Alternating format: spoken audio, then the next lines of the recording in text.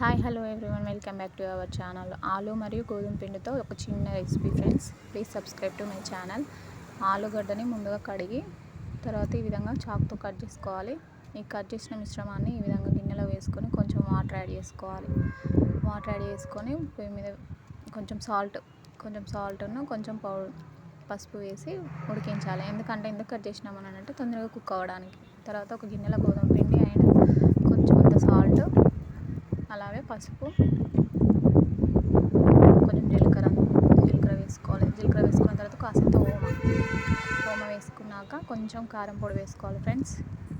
ఈ విధంగా కారం పొడి ఇవన్నీ వేసుకున్న తర్వాత ఈ మిశ్రమాన్ని బాగా కలుపుకోవాలి. పొడిగా ఉన్నప్పుడే అన్నీ కలుస్తాయి కాబట్టి పిండిలో అన్నీ ఈక్వల్గా కలవాలంటే ఆ విధంగా కలుపుకోవాలి. తర్వాత కరివేపాకుని ఇట్లా చిన్న చిన్న ముక్కలుగా వేసుకోవాలి. పచ్చిమిర్చి కూడా చిన్న చిన్నగా కట్ చేసుకొని పిండిలో కలుపుకోవాలి ఫ్రెండ్స్.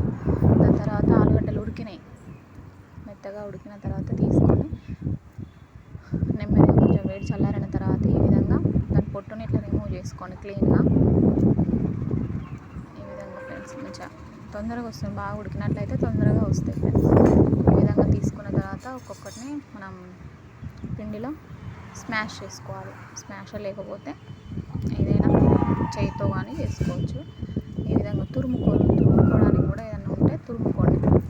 ఈ విధంగా తురిమిన తర్వాత ఇది అంటే తురమడం ఎందుకంటే మెత్తగా రావు, ముద్దలు ఉండకుండా. ఈ విధంగా ఆలు మిశ్రమాన్ని పిండిలో కలుపుకోవాలి. కలుపుకున్న తర్వాత వాటర్ యాడ్ చేసుకోవాలి. మనం గోధుమ పిండికి చపాతీని ఎట్లా అయితే కలుపుకుంటామో చపాతీ పిండికి ఆ విధంగా కలుపుకోవాలి.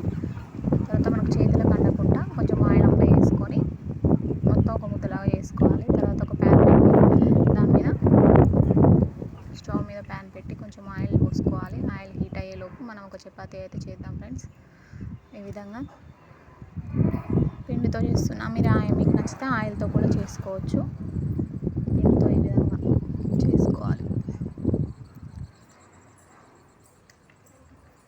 ఇంకా చేశాక నేనైతే ఒక బౌల్ తీసుకున్నాను. మీకు నచ్చితే ఒక గ్లాస్ కూడా తీసుకోవచ్చు. మీకు నచ్చిన షేప్లో కట్ చేసుకొని ఆయిల్లో వేసుకోవాలి. నేనైతే ఈ బౌల్ తీసుకొని కొంచెం పెద్ద సైజులో పూరీలాగా చేశాను ఫ్రెండ్స్. చూడండి, ఆయిల్ హీట్ అయిన తర్వాత ఈ విధంగా వేసుకోవాలి. పూరీలని కొంచెం అటు ఇటు తిప్పేయాలి. అవి అంటే కాలుతూ ఉన్నప్పుడు మాడిపోకుండా ఉండడానికి కొంచెం అటు ఇటు తిప్పుతూ ఉండాలి. ఈ విధంగా కాలుతున్నాయి కదా,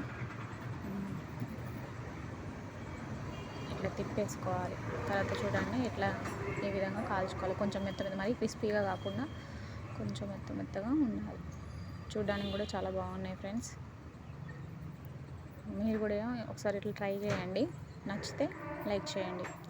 please subscribe to my channel. Thank you for watching.